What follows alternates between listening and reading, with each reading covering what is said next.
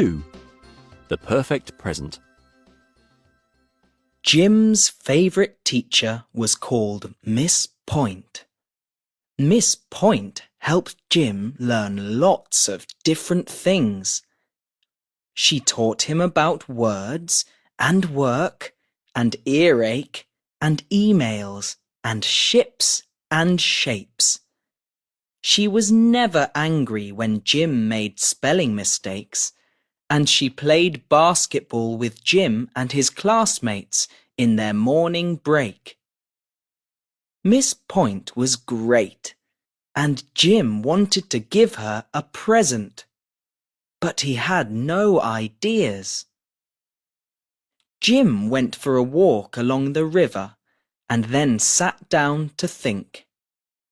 He watched the water. He watched a frog that jumped off an old boat and caught 3 fat flies in the river plants. He watched a lizard that slept on a rock. He watched 2 bees that buzzed in circles above some ducks. "It's so beautiful here," Jim said. Mr. and Mrs. Starr and their daughter, Grace, liked walking by the river too. They stopped when they saw Jim.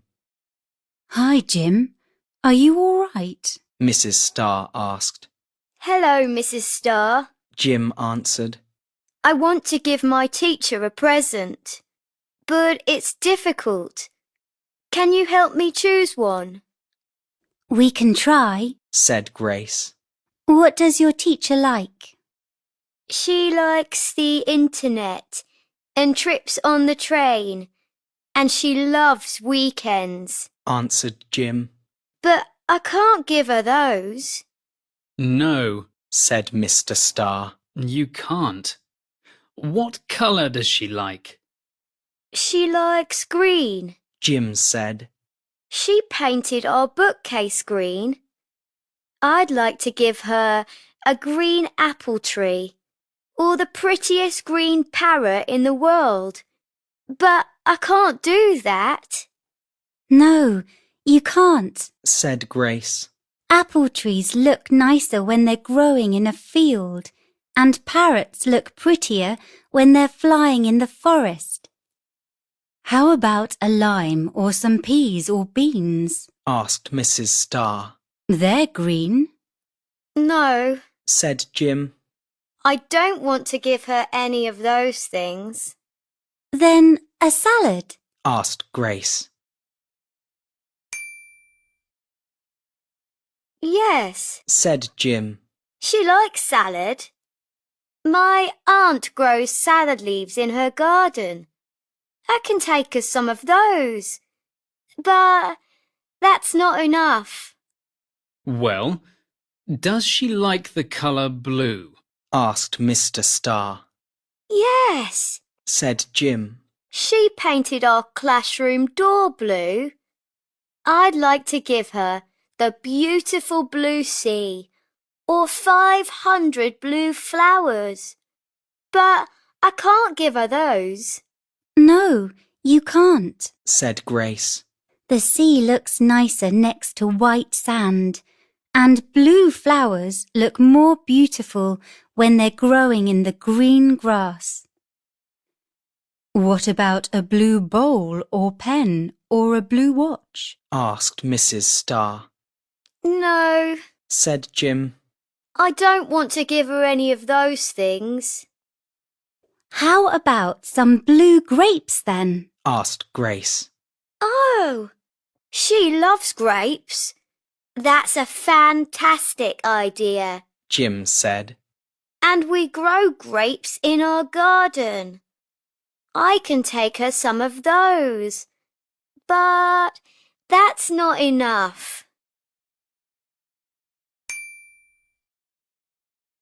"Does she like yellow?" Mr. Starr asked. "Yes," answered Jim. "Yellow's her favourite. Our classroom clock is yellow. I'd like to give her the sun or a yellow butterfly. But I can't give her those. No, said Grace. you can't. The sun looks more beautiful above the mountains, and yellow butterflies look prettier when they're flying in the sky. What about a yellow apple, some lemons, or a banana? Asked Mrs. Star. No, Said Jim. I don't want to give her any of those things.